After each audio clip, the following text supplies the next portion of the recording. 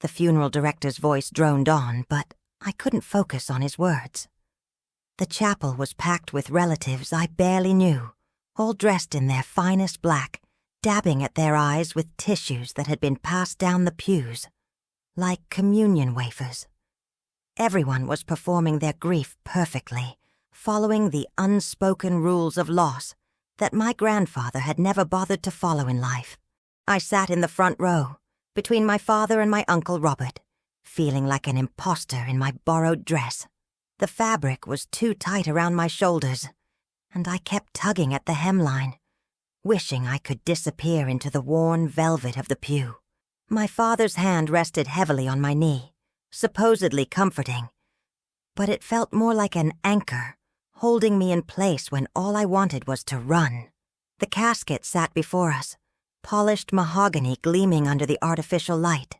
Grandpa would have hated it. He always said fancy things were for show, not substance.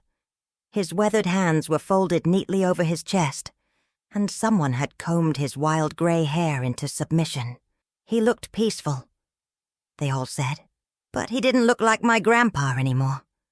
That's when I heard it, as clear as if he were sitting right beside me, whispering in my ear like he used to do during boring family dinners when I was little. "Don't forget the key, Emma. Don't forget the key." My heart stopped. I looked around, certain someone else had heard it too. But everyone was still staring straight ahead, lost in their own memories, or checking their phones, discreetly. My father's thumb was absently stroking my knee, his eyes fixed on the stained glass window behind the altar. Uncle Robert was studying his watch, probably calculating how long until he could escape back to his real estate office. The voice came again, stronger this time. "Don't forget the key." I pressed my lips together to keep from crying out. My hands were shaking, and I clasped them tightly in my lap, feeling the ridges of my knuckles against my palms. This was grief, I told myself. This was my mind playing tricks on me, trying to hold on to the last fragments of the man who had been my anchor in a family that had never quite known what to do with me. Grandpa had been different from the rest of them. While my father worried about appearances and my uncles focused on their businesses, Grandpa had seen something in me that nobody else bothered to look for. He called me his little girl with big dreams, and unlike the others, he never said it like it was a problem to be solved.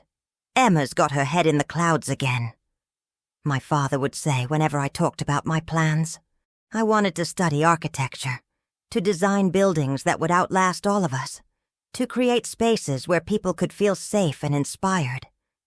But in my family, dreams were luxuries we couldn't afford, and practical careers were the only ones that mattered. "Let her dream," Grandpa would say, winking at me across the dinner table.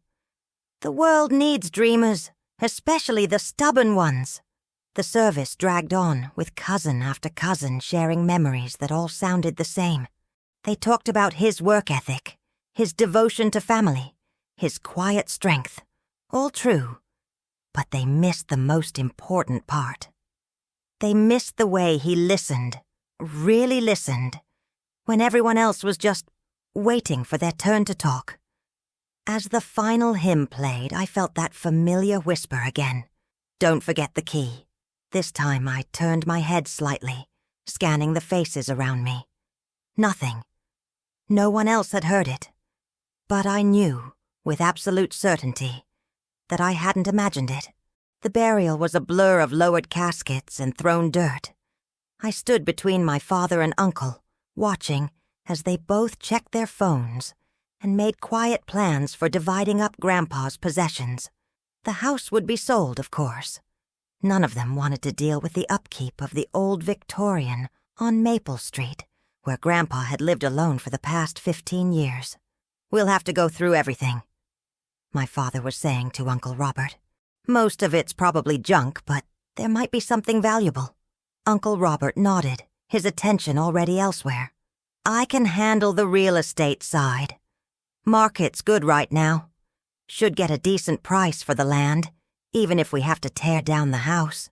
I wanted to tell them to stop, to show some respect, but the words wouldn't come. They were already moving on, already calculating the profit from Grandpa's death. It made me sick. That night, I couldn't sleep.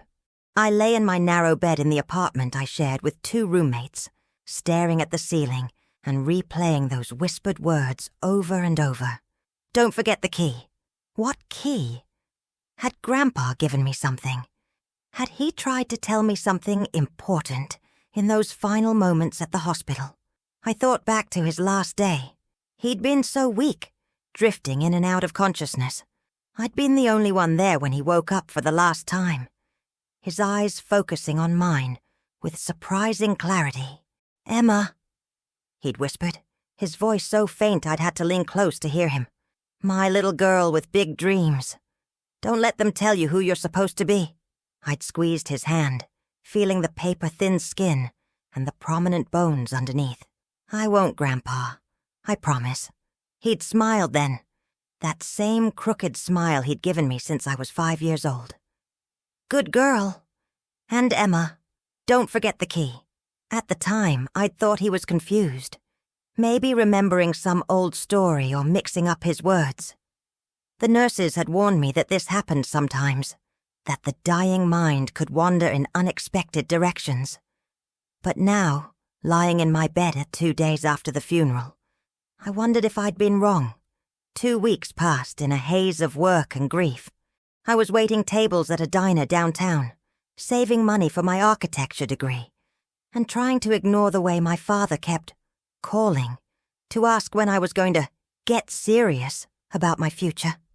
The tips were decent, but the work was exhausting, and I came home each night with my feet aching and my uniform smelling like bacon grease. It was a Tuesday morning when the letter arrived. I was getting ready for my afternoon shift, rushing around the apartment looking for my other work shoe, when my roommate Hannah called out from the kitchen. "Emma, you got mail. Looks official." I paused, one shoe on and one shoe off, and hopped into the kitchen. Hannah was holding a thick envelope, cream-colored and expensive-looking. My name was written across the front in careful script, and the return address was from a law firm I'd never heard of. "Weird," I said, taking the envelope. "I haven't done anything that would require a lawyer." Hannah shrugged and returned to her coffee. "Maybe someone's suing you for your sparkling personality." I tore open the envelope, expecting some kind of scam or mistake. Instead, I found a single sheet of letterhead and something else that made my heart stop. Taped to the letter was a small brass key, old and tarnished, with an intricate design carved into the handle. The letter was brief.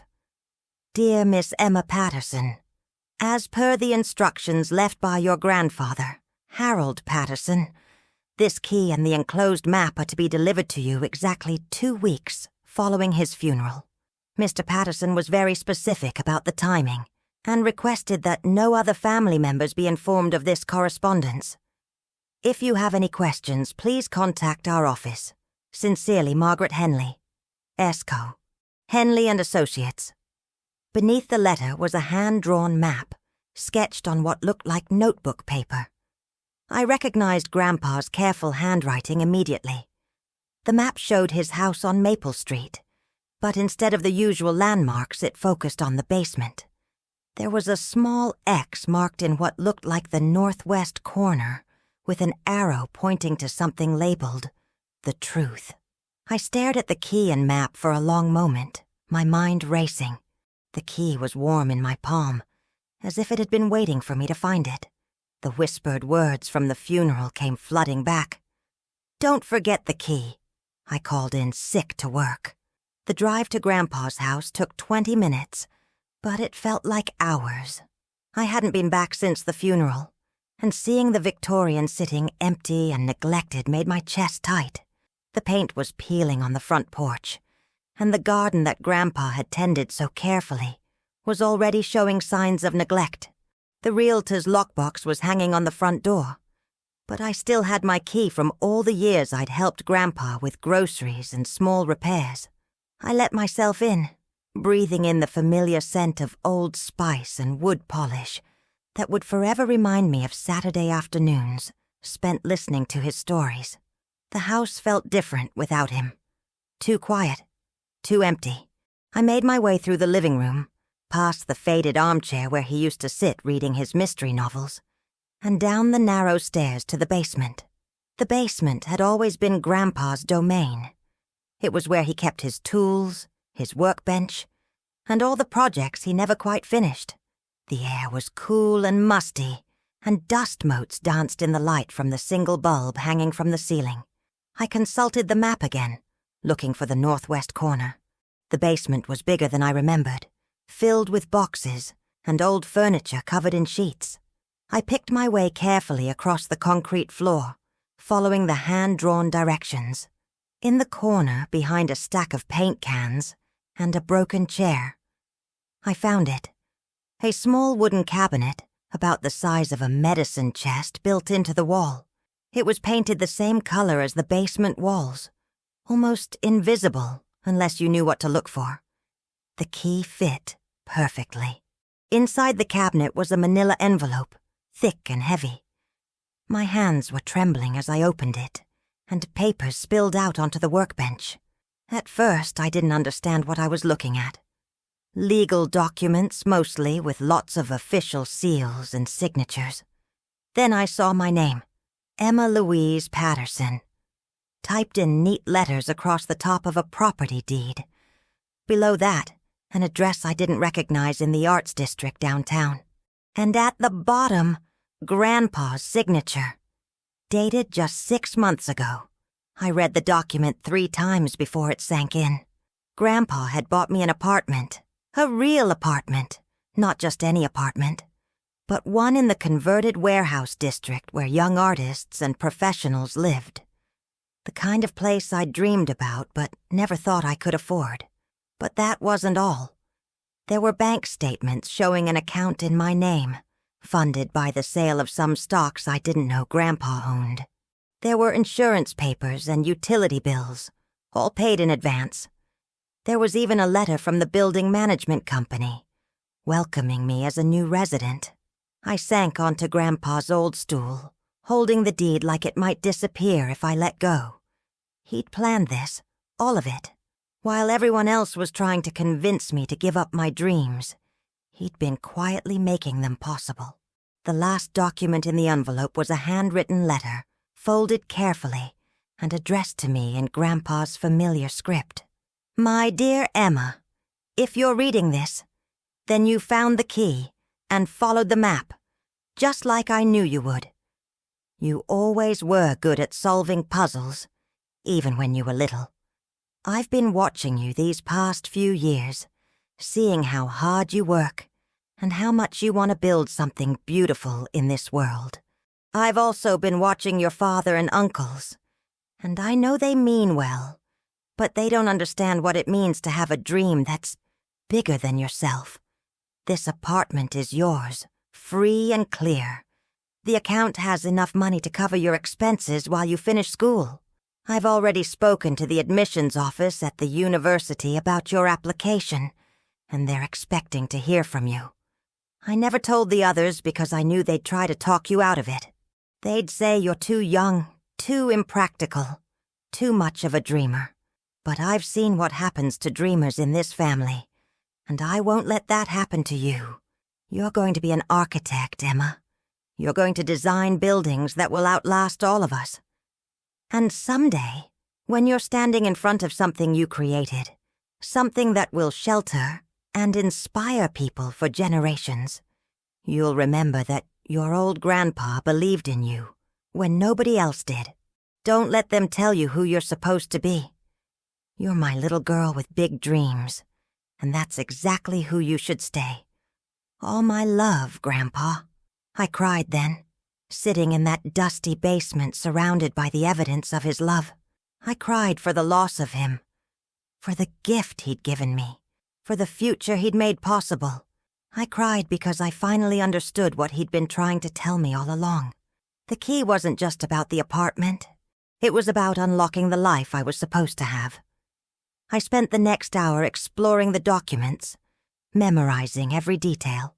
The apartment was a one-bedroom loft with huge windows and exposed brick walls. The building had been converted from an old textile factory, and the management company specialized in affordable housing for artists and students. When I finally left the basement, I had a plan.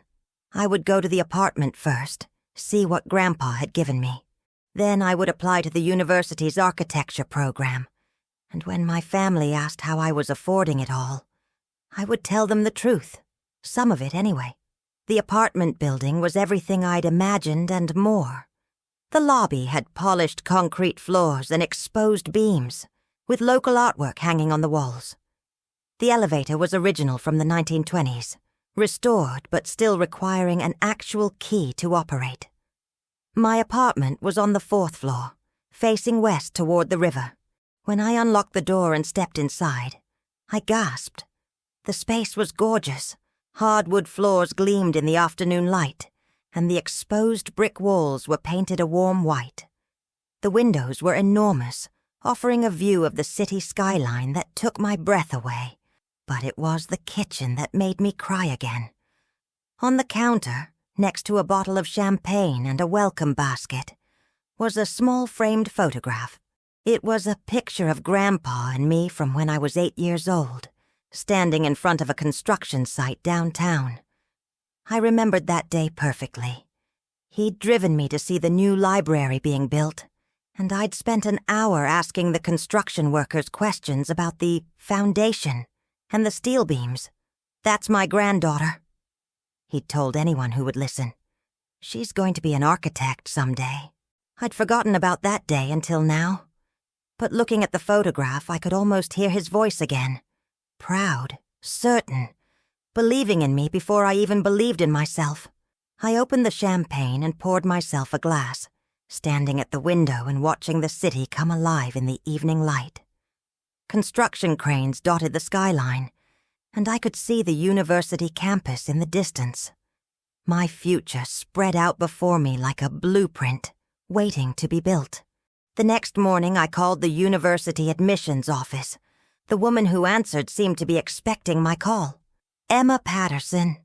Yes, your grandfather spoke with us several months ago. We've been holding a spot for you in the fall architecture program. When can you come in to complete your enrollment?" I scheduled an appointment for the following week. Then I called my supervisor at the diner and gave my notice. I had enough money saved to last until school started, and with Grandpa's account, I wouldn't need to work full-time while studying. For the first time in years, I felt like I could breathe. The hard part was telling my family. I waited until Sunday dinner when everyone was gathered at my aunt's house. The conversation was the usual mix of gossip and complaints, with my father updating everyone on his latest project, and my uncles discussing their business deals. "So, Emma," my father said, cutting into his roast beef, "have you given any more thought to that secretarial program? Janet says they're always looking for good people at the insurance company." I set down my fork and looked around the table. They were all watching me with varying degrees of interest and expectation. My aunt looked hopeful, my uncles looked bored, and my father looked like he was preparing for another argument about my impractical dreams. "Actually," I said, my voice steadier than I felt, "I've been accepted to the university's architecture program. I start in the fall." The silence that followed was deafening. My father's fork stopped halfway to his mouth, and my aunt's expression shifted from hopeful to confused. "Architecture?" Uncle Robert repeated like I'd said I wanted to become a professional unicorn trainer. "Emma, that's a very competitive field. Are you sure you're ready for that kind of commitment? Besides," my father added, "how are you planning to pay for it? That program is expensive, and you know we can't help with tuition." I took a deep breath. "I have it covered. Grandpa left me some money." Another silence, this one heavier than the first. My father and uncles exchanged glances, the kind of look that said they were having an entire conversation without words. "What money?" my father asked. We went through all of Dad's finances. There wasn't anything left after the funeral expenses. He had some investments," I said carefully. "He set up an account for my education." "That's impossible," Uncle Robert said, his voice sharp. "I handled all of Dad's financial affairs. There were no secret accounts." I could feel the tension building around the table.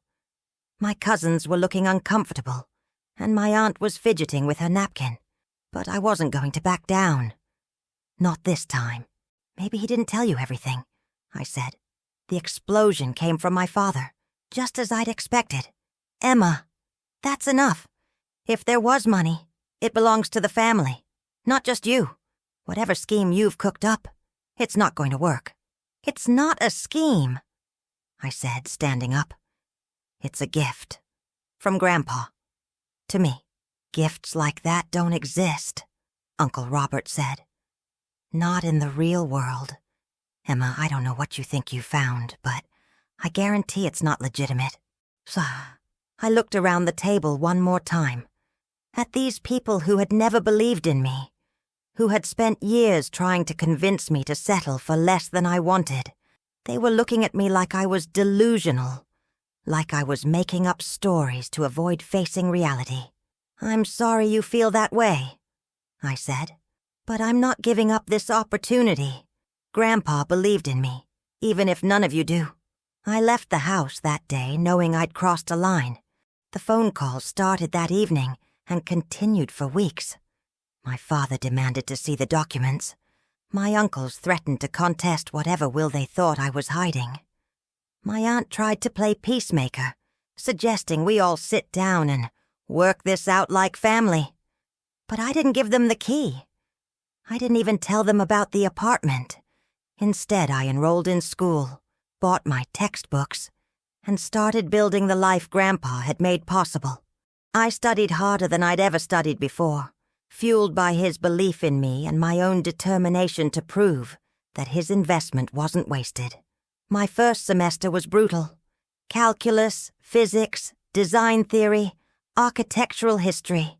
I spent most nights in the library, surrounded by textbooks and graph paper, designing impossible buildings and learning to think in 3 dimensions.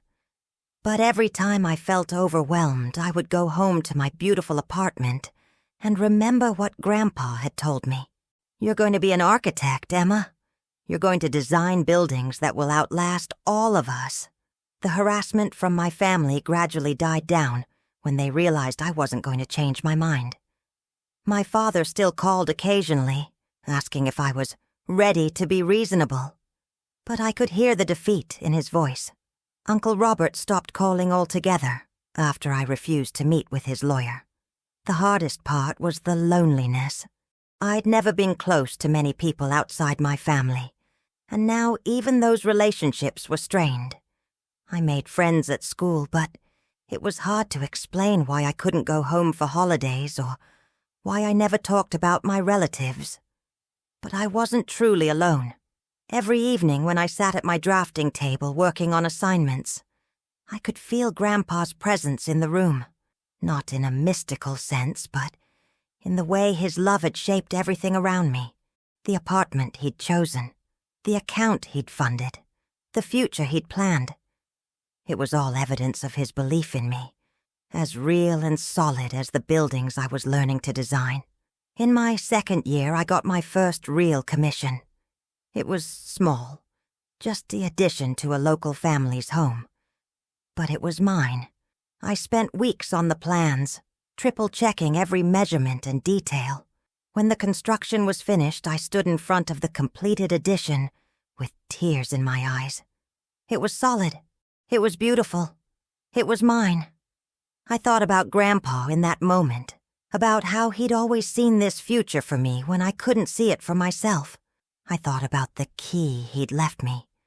Not just the physical key that opened the cabinet, but the metaphorical key that had unlocked my potential. The family calls became less frequent as the years went by. My father remarried and seemed to forget about my mysterious inheritance. My uncles got busy with their own lives and stopped caring about money they'd never actually lost. I sent Christmas cards and birthday gifts, maintaining the connection without feeding the conflict. But I never forgot the lesson Grandpa had taught me. Sometimes the people who love you most are the ones who believe in your dreams before you do. Sometimes inheritance isn't about money or property, but about the courage to become who you're meant to be. By my senior year, I was working part-time at a prestigious architecture firm downtown.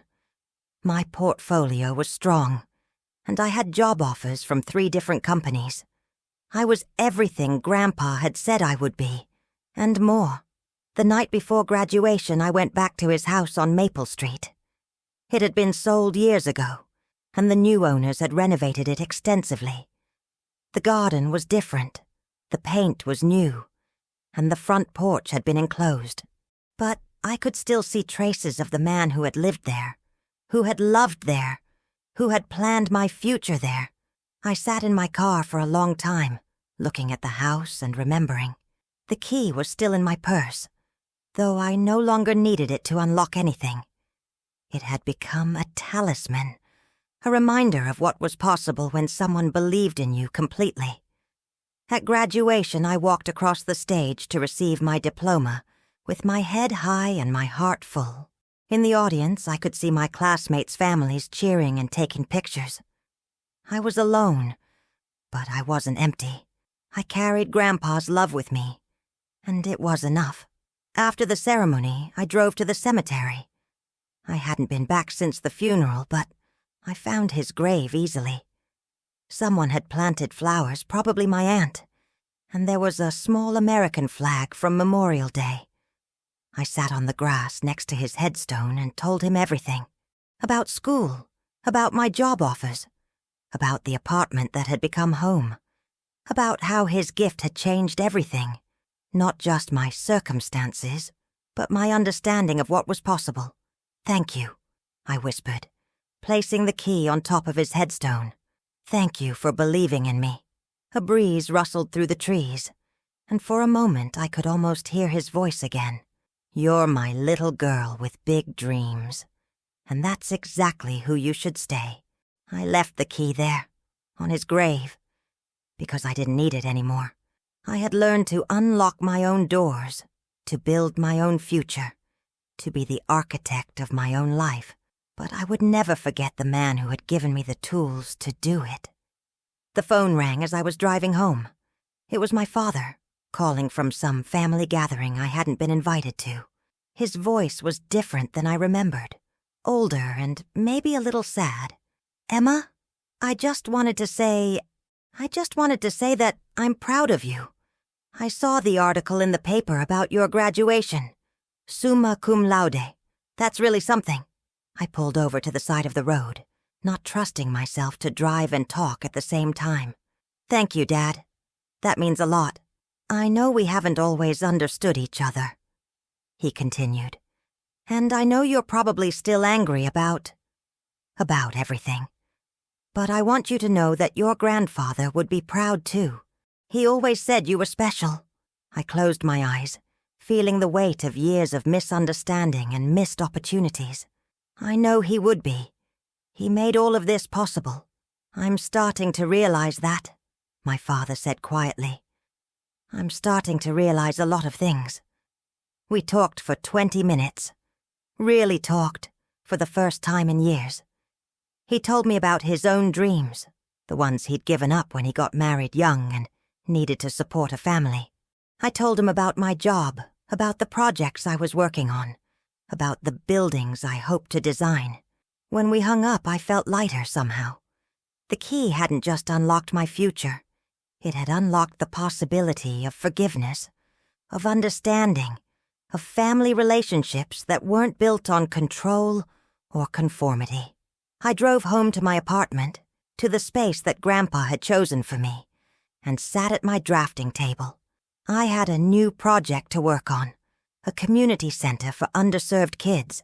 It was exactly the kind of work I dreamed of doing, creating spaces that would nurture and inspire the next generation. As I worked, I thought about keys and doors, about locks and the courage to open them.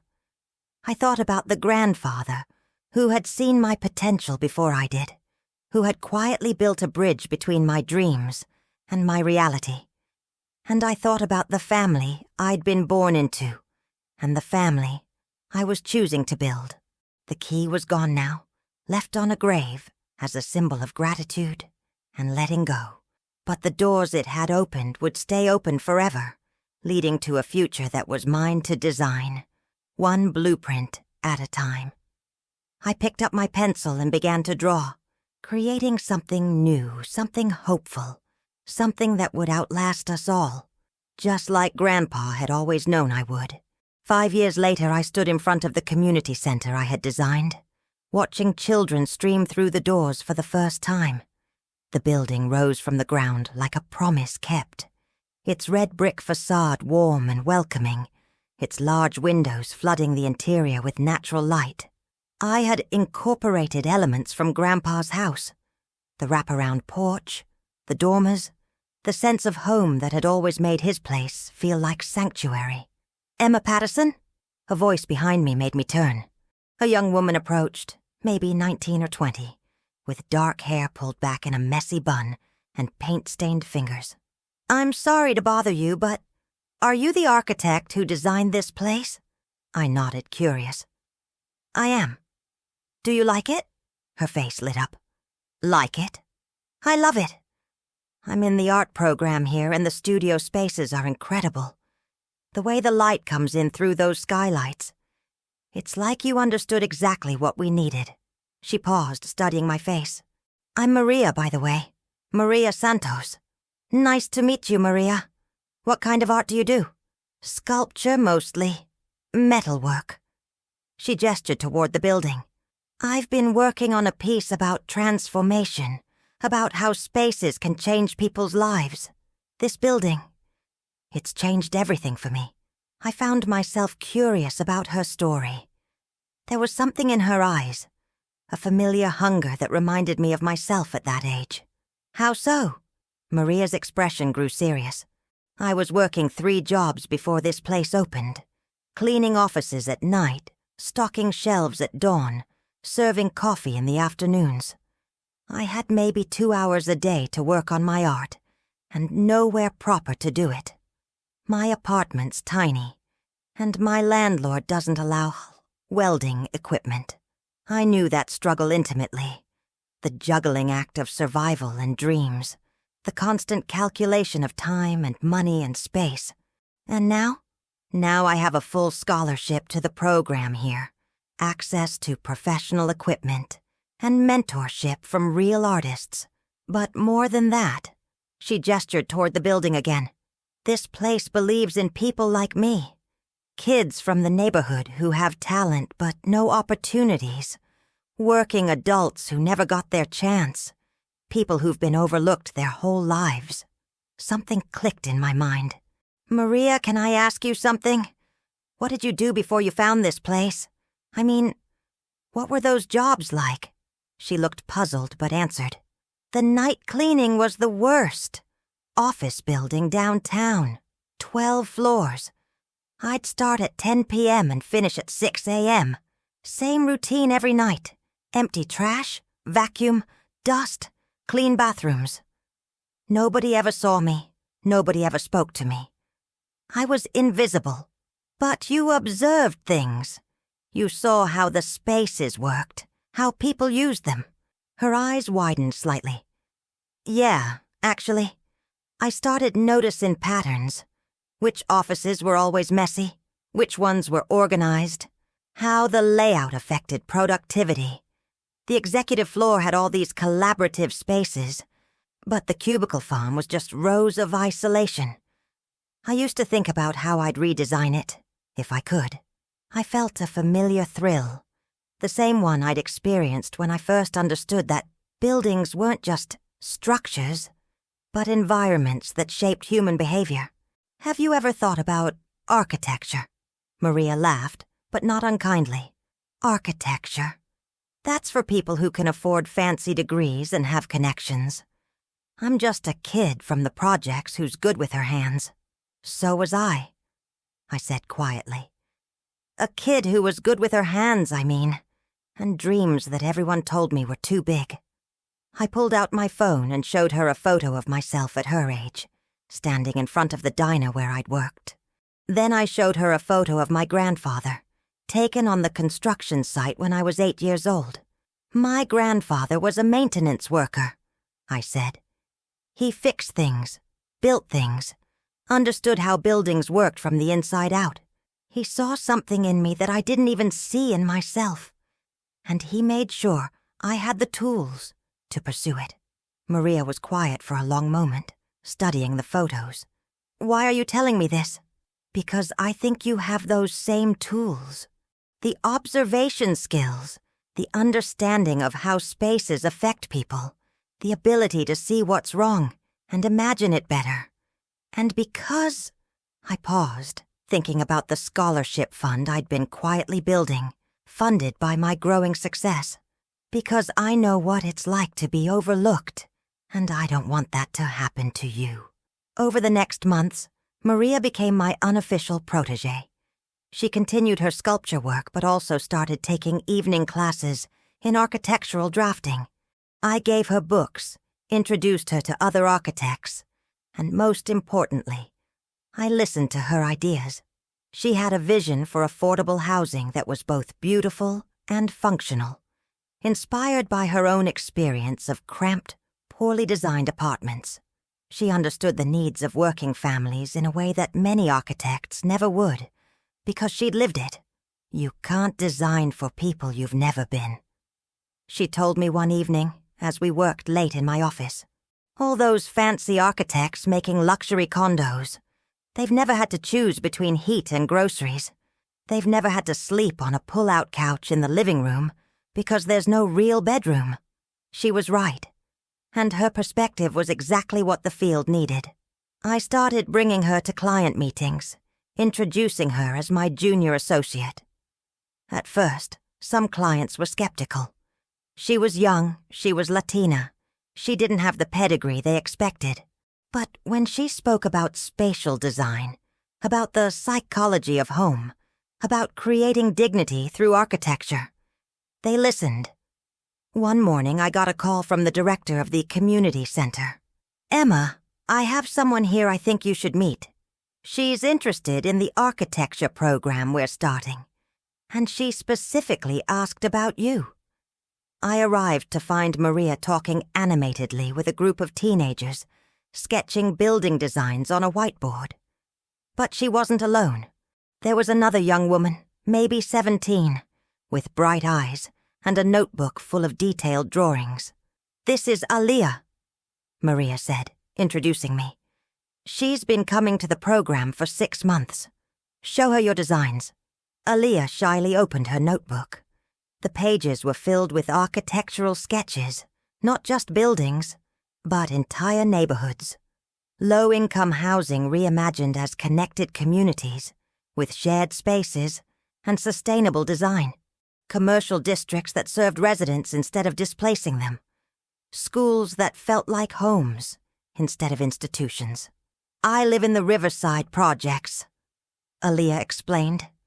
"Everyone talks about urban renewal, but they never ask us what we actually need. They just tear down what we have and build things we can't afford." I studied her drawings, seeing the same spark that had once burned in me, the same hunger for transformation that had driven my grandfather to believe in impossible things. "What would you build instead?" I asked. She flipped to a detailed sketch of a mixed-use development. Affordable apartments on top, community businesses on the ground floor, a medical clinic, a grocery store, a daycare center. Spaces where people can build wealth instead of just paying rent, places that feel like home. I looked at Maria, who was grinning. "I told you she was special." And she was. Over the following year, I watched Aliyah blossom under Maria's mentorship and my guidance. She applied to the university's architecture program with a portfolio that focused on community-centered design. Her personal statement was about dignity, about creating spaces where people could thrive instead of just survive. When she got accepted with a full scholarship, I thought about Grandpa and the chain of belief he'd started. He'd believed in me when no one else did. I'd believed in Maria when she was invisible. Maria had believed in Aaliyah when she was just another kid from the projects. The scholarship fund I'd established grew as my practice thrived. I named it the Harold Patterson Foundation for Overlooked Dreamers, and it focused on supporting students who had potential, but lacked opportunity. Young people who worked night shifts to pay for school, who came from families that didn't understand their dreams, who had been told they weren't smart enough, weren't the right type, weren't cut out for success. 3 years later, I stood in the same cemetery where I'd left Grandpa's key. But this time, I wasn't alone. Maria was there, now a licensed architect with her own small practice. Aaliyah was there, halfway through her degree, and already winning design competitions. And there were others, a dozen young architects and designers who had found their way through the foundation. He would have loved this, I said, looking at Grandpa's headstone. Someone had replaced the flowers recently, probably my aunt, and there was a small American flag for Veterans Day. "Tell us about him," Aaliyah said softly. "Tell us about the man who started all of this." I thought about how to explain Harold Patterson to these young people who carried his legacy forward. How to describe a man who saw potential in a granddaughter everyone else thought was impractical. How to capture the quiet courage it took to believe in dreams that were bigger than the circumstances that tried to contain them. "He was a builder," I said finally. "Not just of buildings, but of possibilities." He understood that the most important construction happens in the space between what is and what could be. He taught me that sometimes the most powerful thing you can do is see someone clearly, especially when they can't see themselves. As we walked away from the cemetery, I felt the presence of his love in the young architects surrounding me. Each of them carried forward his belief that potential exists in unexpected places, that dreams deserve to be nurtured, that the most overlooked people often have the most to offer. The key he'd left me had unlocked more than just my future. It had unlocked an understanding of what inheritance really meant. Not just money or property, but the responsibility to pass on belief, to create opportunities, to be the bridge between someone's current reality and their hidden potential. That evening, I sat at my drafting table working on plans for a new project, a design center that would house the Foundation's scholarship program. It would be a place where young architects could learn, where overlooked dreamers could find their voice, where the next generation of builders could discover that their backgrounds weren't limitations but sources of strength. On the wall above my desk, I'd hung a photo of Grandpa and me at that construction site. The same photo he'd left in my apartment all those years ago. Next to it was a newer photo. Me, Maria, and Aaliyah, breaking ground on our first collaborative project. A mixed-use development in Aaliyah's neighborhood that would bring her vision to life. 3 generations of builders, connected by belief and possibility. 3 women who had been overlooked, who had found their power in the spaces between dream and reality. 3 architects who understood that the most important foundations are built not of concrete and steel, but of hope and stubborn determination. I picked up my pencil and began to draw, designing spaces that would nurture the next group of overlooked dreamers. Somewhere in the city, there was a young person working a night shift, cleaning offices or stocking shelves, carrying dreams they thought were too big for their circumstances. Someone who needed to hear that potential isn't about pedigree or connections, but about the courage to build something better than what exists. The key was gone, but the doors it had opened would stay open forever, leading to futures that were limited only by imagination and the willingness to believe in the impossible. Just like Grandpa had always known they would. As I worked, I thought about the words he'd whispered to me all those years ago. "Don't forget the key.